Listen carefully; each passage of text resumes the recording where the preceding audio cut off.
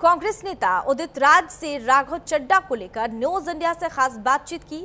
हमारे संवाददाता ने सुनिए। हमारे साथ बातचीत करने के लिए कांग्रेस के नेता उदित राज साहब। उदित जी, राघव चड्ढा अपनी ही पार्टी के खिलाफत में उतर आए हैं। उनको उपनेता पद से हटाया गया था, जिसके बाद से उन्होंने कई तरह के बयान भी दिए। सही किया उन्होंने, जैसे को तैसा तो कोई मिला।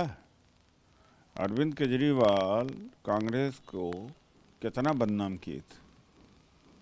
कोयला घोटाला, G2 स्पेक्ट्रम घोटाला, कॉमनवेल्थ घोटाला, शीला दीक्षित को जेल भेज के रहेंगे। साबित हुआ कोई? ये नहीं कि उसके बाद में कांग्रेस की सरकार थी, बीजेपी की सरकार थी, तो अभी नहीं कि मामले को रफा दफा किया गया, दबाव डाला।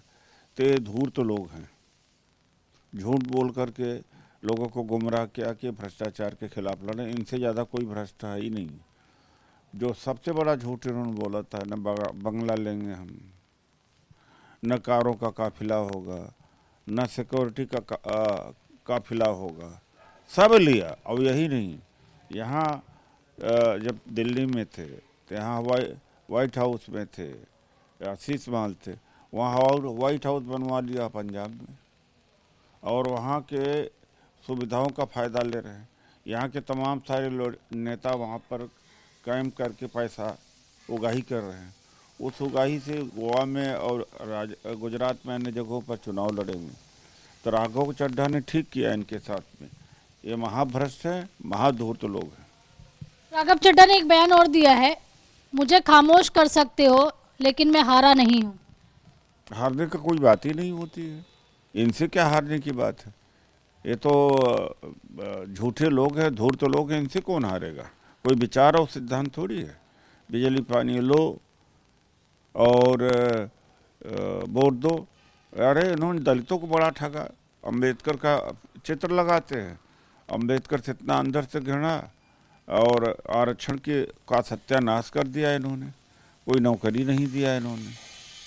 और ठीक विपरीत जो बाबा डॉक्टर अंबेडकर के विचार थे, उसका इनकी सारी कार्यप्रणाली वही है।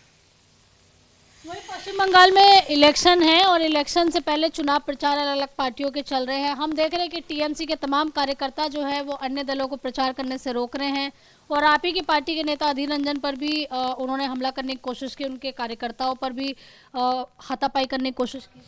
नहीं, टीएमसी के लोग गुंडागर्दी करते हैं, और अगर बीजेपी वहाँ मजबूत हुई, जड़ जमा पाई है, तो टीएमसी की गुंडागर्दी से लोग परेशान होके गए।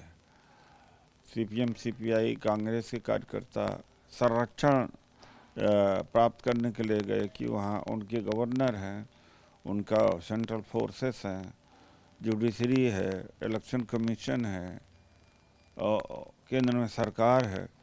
इनके यहाँ से संरक्षण मिल सकता है, मिलता भी है, और इसलिए बीजेपी मजबूत हुई। तो अगर बीजेपी मजबूत वहाँ हुई तो उसके लिए टीएमसी जिम्मेदार है।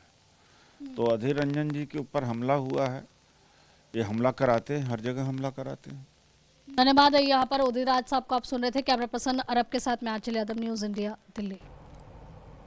और बुलेटिन फिलहाल के लिए बस इतना ही। फिलहाल वक्त एक छोटे से ब्रेक के बाद फौरन हाजिर होंगे।